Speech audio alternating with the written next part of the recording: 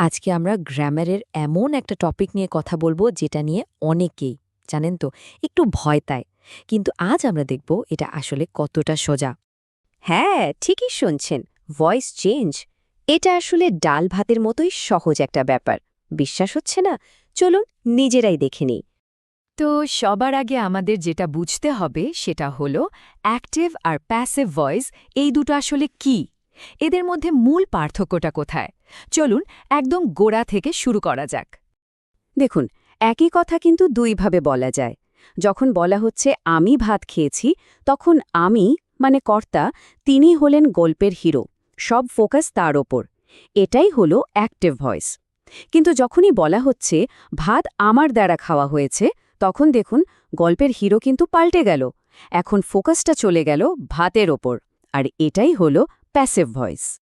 আচ্ছা, ব্যাপারটা আরও ভালো করে বোঝার জন্য চলুন একটা অ্যাক্টিভ বাক্যকে নিয়ে একটু কাটাছেঁড়া করা যাক। দেখা যাক এর ভেতরে কি কি আছে। ধরুন, আমাদের কাছে একটা খুব সহজ বাক্য আছে, রাহুল ফুটবল খেলে। এই বাক্যে কাজটা কে করছে? রাহুল। তাই রাহুল হলো সাবজেক্ট। আর রাহুল কি করছে? খেলছে। তো প্লেজ বা খেলে এটাই হলো ভার্ব, মানে আসল কাজটা। আর কি খেলছে? ফুটবল। তাহলে এই ফুটবল হলো অবজেক্ট, যার ওপর কাজটা করা হচ্ছে। এখন মজাটা দেখুন, যদি আমরা চাই যে এই বাক্যের হিরো রাহুল না বরং ফুটবল হবে, তখন কি হবে? তখন বাক্যটা পুরো ঘুরে যাবে, হয়ে যাবে ফুটবল খেলা হয় রাহুলের দ্বারা। খেয়াল করে দেখুন, ফোকাসটা রাহুল থেকে সরে গিয়ে ফুটবলের ওপর চলে এলো। দারুণ না ব্যাপারটা? তো প্রশ্ন হলো, এই যে আমরা বাক্যটাকে ঘুরিয়ে দিলাম, এটা কিভাবে করলাম? এর জন্য একটা গোপন ফর্মুলা আছে, মাত্র 4টে সহজ নিয়ম। এই 4টে নিয়মকে বলা যেতে পারে গোল্ডেন রুলস। প্রথমত, অবজেক্ট হয়ে যাবে নতুন সাবজেক্ট। দ্বিতীয়ত, একটা হেল্পিং ভার্ব বসাতে হবে। তৃতীয়ত, মূল ভার্বটা সবসময় পাস্ট পার্টিসিপল বা V3 ফর্ম বসবে। আর সবশেষে আগের সাবজেক্টের আগে একটা বাই বসিয়ে দিতে হবে। ব্যাস, এইটুকুই। আচ্ছা, এই 3 নম্বর নিয়মটা কিন্তু ভুললে একদম চলবে না। প্যাসিভ ভয়েসে যাই হয়ে যাক না কেন, মূল ভার্বটা সব সময় তার V3 ফর্মে থাকবে।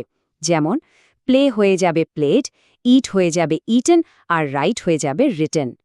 তো নিয়ম তো জানা হলো। এবার চলুন এগুলোকে কাজে লাগাই, একটা নতুন উদাহরণ দিয়ে প্র্যাকটিস করা যাক। কি বলেন?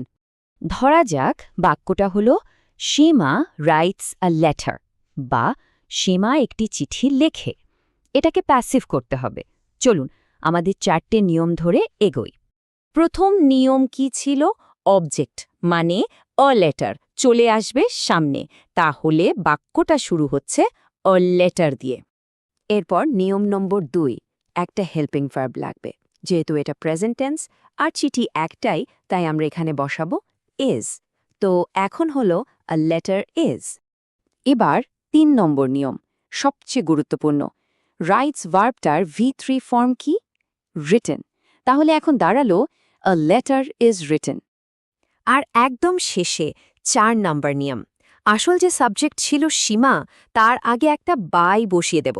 ব্যাস, পুরো বাক্যটা হয়ে গেল a letter is written by Seema. দেখুন কত সহজে হয়ে গেল। এখন মনে হতে পারে এত সব নিয়মকানুন শিখে কি হবে? এটা কি শুধু পরীক্ষার জন্যই? একদমই না। বাস্তব জীবনেও কিন্তু প্যাসিভ ভয়েসের দারুণ ব্যবহার আছে। কখন ব্যবহার করব? যখন কাজটা বেশি গুরুত্বপূর্ণ কে করেছে তার থেকে। ধরুন বাড়ি ফিরে দেখলেন গ্লাসটা ভাঙা। আপনি কি বলবেন? গ্লাসটা ভেঙে গেছে। কে ভেঙেছে সেটা হয়তো আপনি জানেন না, বা সেটা বলাটা তখন জরুরি নয়।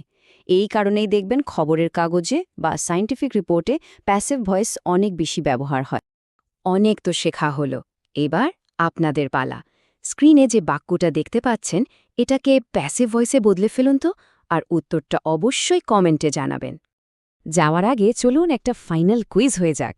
ঝটপট বলুন তো, the cat kills the mouse, এই বাক্যটার সঠিক প্যাসিভ ফর্ম কোনটা হবে? অপশনগুলো ভালো করে দেখুন। ঠিক ধরেছেন, সঠিক উত্তর হলো A, the mouse is killed by the cat, কারণ বাক্যটা কিন্তু প্রেজেন্ট টেন্সে আছে। আশা করি আজকের পর ভয়েস চেঞ্জ নিয়ে আর কোনো ভয় থাকবে না।